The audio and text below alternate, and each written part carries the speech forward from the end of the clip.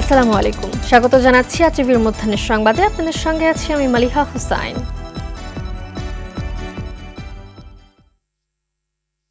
BNP নেতাদের মামলাগুলোর সবই তাদের অপরাধের কারণে হয়েছে জানিয়ে প্রধানমন্ত্রী শেখ হাসিনা বলেছেন, মামলাগুলো দ্রুত শেষ করে শাস্তি নিশ্চিত করাই হবে তাদের এখনকার প্রাপ্য।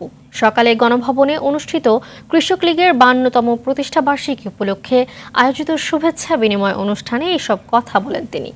এ সময় দেশের তৃণমূলের কৃষক যাতে তাদের অধিকার ও ন্যায্য মূল্য থেকে বঞ্চিত না হয় সেজন্য নজরদারি বাড়াতে কৃষক লীগের নেতাদের নির্দেশনাও দেন আওয়ামী লীগ সভাপতি।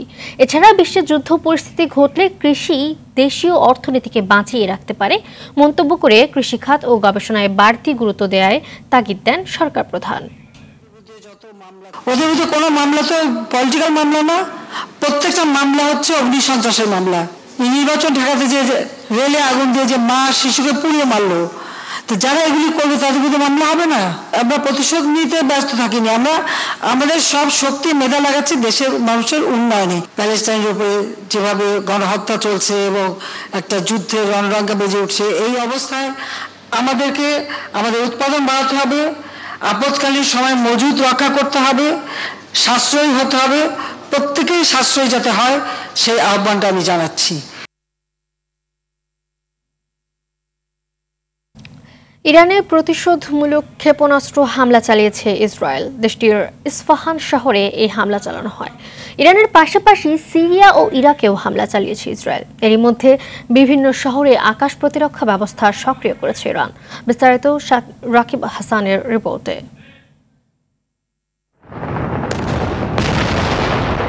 পশ্চিম এশিয়ার দেশ ইরানে আজ ভোরে ক্ষেপণাস্ত্র হামলা চালিয়েছে ইসরায়েল। ক্ষেপণাস্ত্র বিস্ফোরণের বিকট শব্দ কেঁপে ওঠে দেশটির ইরফান শহর। হামলায় কি পরিমাণ ক্ষয়ক্ষতি বা কতজন হতাহত হয়েছে তা এখনো জানা যায়নি। তবে শহরটির আকাশে উঠতে থাকা 3টি ড্রোন ধ্বংসের দাবি করেছে দেশটির সামরিক বাহিনী। ইস্পাহান শহরে ইরানের বেশ কয়েকটি পারমাণবিক কেন্দ্র রয়েছে। তবে স্থানীয় গণমাধ্যম বলছে ইস্পাহান শহর নয়, এর কাছাকাছি বিস্ফোরণের শব্দ শোনা গেছে। হামলার পর ইরানের বেশ কয়েকটি শহরের ফ্লাইট কিছুক্ষণের জন্য স্থগিত করা হলেও এখন তা স্বাভাবিক রয়েছে। জোরদার করা হয়েছে দেশটির বিভিন্ন শহরের আকাশ প্রতিরক্ষা ব্যবস্থা। ইরানের পাশাপাশি সিরিয়া ও ইরাকেও হামলার খবর পাওয়া গেছে। যুক্তরাষ্ট্র ও কয়েকটি ইউরোপীয় দেশের নিষেধাজ্ঞা থাকা সত্ত্বেও এ হামলা চালালো ইসরায়েল। রাকিব হাসান, RTV। এদিকে জাতিসংঘের নিরাপত্তা পরিষদে ফিলিস্তিনের পূর্ণ সদস্য পদ পেতে বাধা দিয়েছে যুক্তরাষ্ট্র। এতে করে আবারও জাতিসংঘে পূর্ণ সদস্য পদ থেকে বঞ্চিত হল দেশটি। বৃহস্পতিবার নিউ ইয়র্কে 1 ঘণ্টাব্যাপী নিরাপত্তা পরিষদের অধিবেশনে ফিলিস্তিনিদের পূর্ণ সদস্য পদ পাওয়ার বিষয়ে ভোটাভুটি হয়। এতে 15 সদস্যের নিরাপত্তা পরিষদে ফিলিস্তিনের পক্ষে 12টি দেশ ভোট দেয়। ভোটদান থেকে বিরত ছিল ব্রিটেন এবং সুইজারল্যান্ড।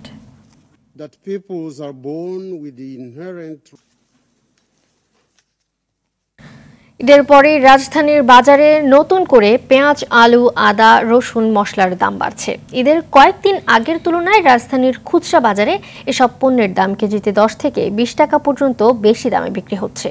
ভারত থেকে আলুর আমদানির পরেও দেশের বাজারে প্রতিনিয়ত বাড়ছে দাম।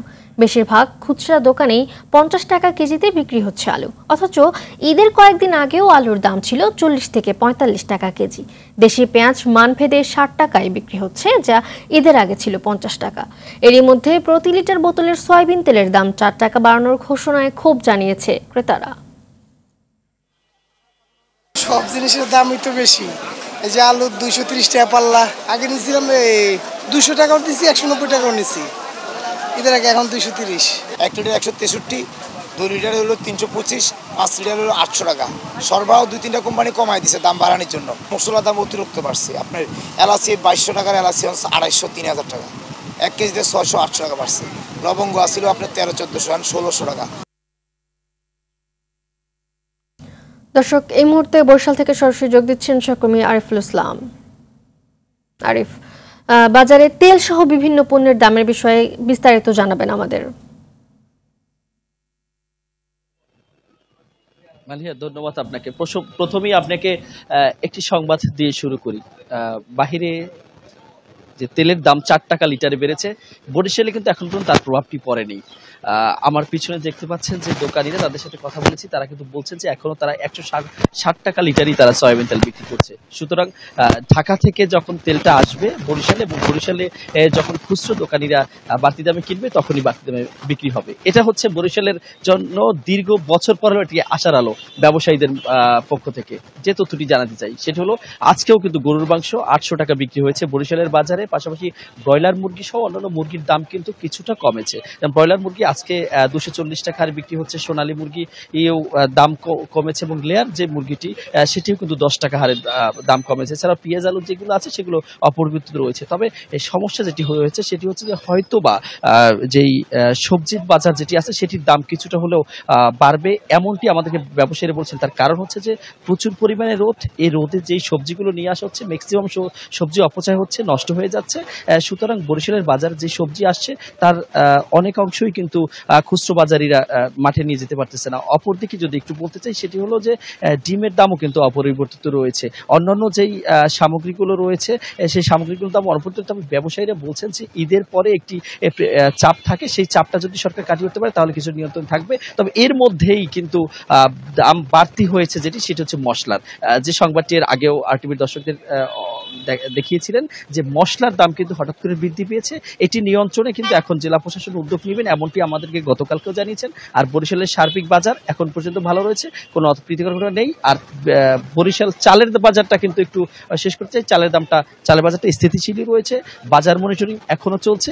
এক্ষেত্রে এখন পর্যন্ত বরিশালের মানুষ স্বস্তিতে রয়েছে। এই ছিল বরিশাল থেকে আমার কাছে বাজার পরিস্থিতির সবশেষ তথ্য। মালিহা, ধন্যবাদ আপনাকে। তীব্র তাপদাহ অব্যাহত রয়েছে চুয়াডাঙ্গায়। গত 3 দিন ধরে দেশের সর্বোচ্চ তাপমাত্রা রেকর্ড করা হয়েছে জেলায়।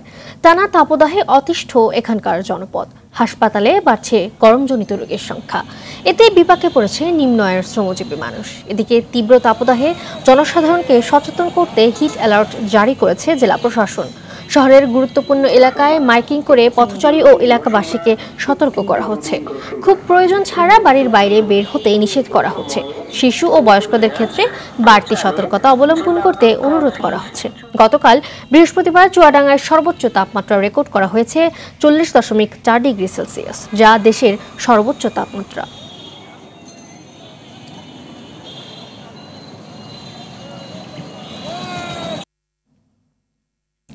বিদ্যমান তাপপ্রবাহ আগামী 72 ঘন্টা অব্যাহত থাকবে। জলীয় বাষ্প বৃদ্ধির কারণে বাড়তে পারে অস্বস্তি। আবহাওয়াবিদ ডক্টর মোহাম্মদ আবুল কালাম মল্লিক জানিয়েছেন, এপ্রিল মে মাস জুড়েই তীব্র তাপপ্রবাহ থাকতে পারে, যা সর্বোচ্চ 42 থেকে 43 ডিগ্রি সেলসিয়াস হতে পারে। সকালে রাজধানীর আগারগাঁও আবহাওয়া অধিদপ্তরে ব্রিফিংয়ে জানানো হয়, দুপুর 12টা থেকে বিকেল 4টা পর্যন্ত প্রখর রোদ এড়িয়ে চলতে হবে। এদিকে তীব্র তাপদাহে চরম ভোগান্তিতে পড়েছে খেতে খাওয়া সাধারণ মানুষ। এই যে বিদ্যমান তাপপ্রবাহ, এই তাপপ্রবাহের আওতাধীন এরিয়া আজকে থেকে একটু বৃদ্ধি পাবে। 22 তারিখের পর আওতাধীন এরিয়া একটু কমে যাবে, বিশেষ করে সিলেট, ময়মনসিংহ এবং চট্টগ্রামের কিছু কিছু এলাকা এবং রংপুর বিভাগের কিছু এলাকা। কিন্তু বিদ্যমান যে তাপপ্রবাহ তেমন একটা ব্যত্যয় ঘটবে না। সে পূর্ণ মাত্রার শক্তি নিয়ে এপ্রিল জুড়েই অব্যাহত থাকবে এবং মে মাসেও এই তাপপ্রবাহ থাকবে। গরমজনিত রোগে আক্রান্ত হয়ে হাসপাতালে বাড়ছে রোগী। এই মুহূর্তে রাজধানীর আগারগাঁওয়ে বাংলাদেশ শিশু হাসপাতাল থেকে সরাসরি যোগ দিচ্ছেন সহকর্মী আশিকুল আলম। আশিক, কি অবস্থা দেখতে পাচ্ছেন হাসপাতালে, আর চিকিৎসকরা কি বলছে এই ব্যাপারে জানাবেন আমাদের। মালিহা, ধন্যবাদ আপনাকে। আমরা যেটুকু সময় এখানে আছি, আমরা কিছুক্ষণ পরপরই দেখছিলাম যে সব বিশেষ করে অভিভাবকরা তাদের শিশু বাচ্চাদের নিয়ে হাজির হচ্ছিলেন এই ঢাকার শিশু হাসপাতালে।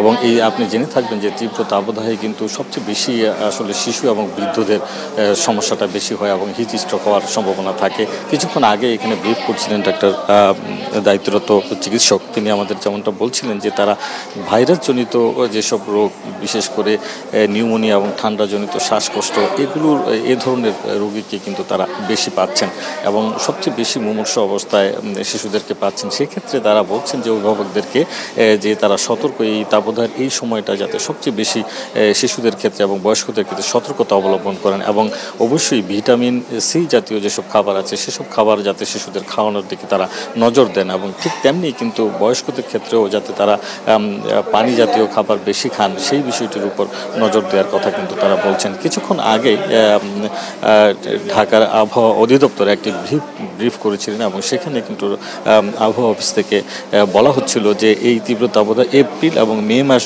জুড়েই থাকবে এবং এই 2024 সাল হতে পারে তীব্র তাপদাহের বছর। আর সেক্ষেত্রে সবাইকে সতর্ক থাকার কথাই কিন্তু তারা বারবার বলছেন। এবং আরেকটি বিষয় জানিয়ে রাখি মালিহা আপনাকে যে এই তাপদাহের যে পরিস্থিতি এটিকে কেন্দ্র করে কিন্তু সাধারণ মানুষ যারা খেটে খাওয়া মানুষ, বিশেষ করে রিক্সা চালক, শ্রমজীবী মানুষ যারা আছেন তাদের সাথে আমাদের কথা হয়েছিল। তারা অনেককেই দেখছিলাম যে তারা রিক্সার ছিটের নিচে তারা পানি নিয়ে তারা বের হয়েছেন, কিন্তু সেটিও তারা ঠিকমতো সংরক্ষণ করে রাখতে পারছেন না, কারণ তাপদাহ এত বেশি যে সেটিও গরম হয়ে যাচ্ছে।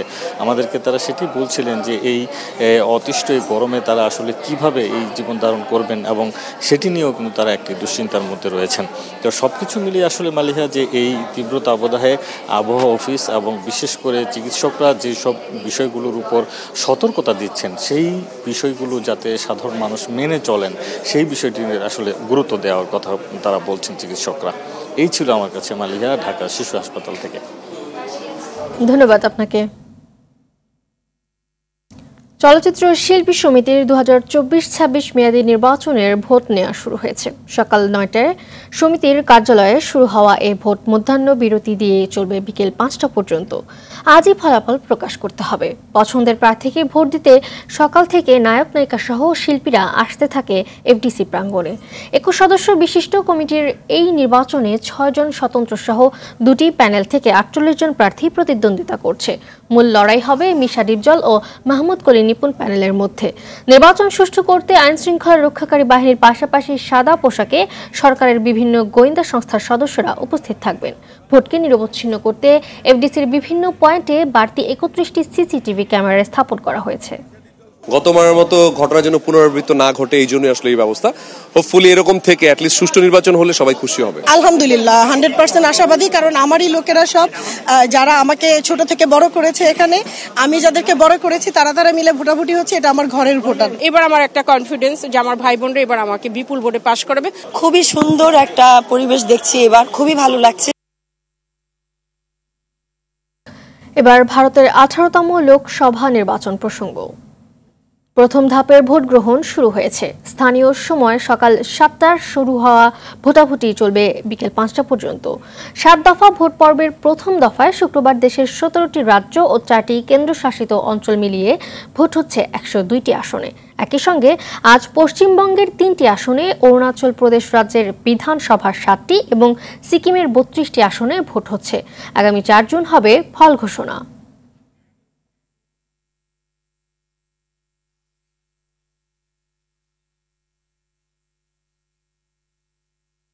মধ্যাহ্নের সংবাদ এ পর্যন্তই। সবশেষ সংবাদ জানতে যে কোনো মোবাইল ফোন থেকে 24141 নম্বরে ডায়াল করুন। দুপুরের সংবাদ 2:45টায় দেখার আমন্ত্রণ রইল। ধন্যবাদ সবাইকে।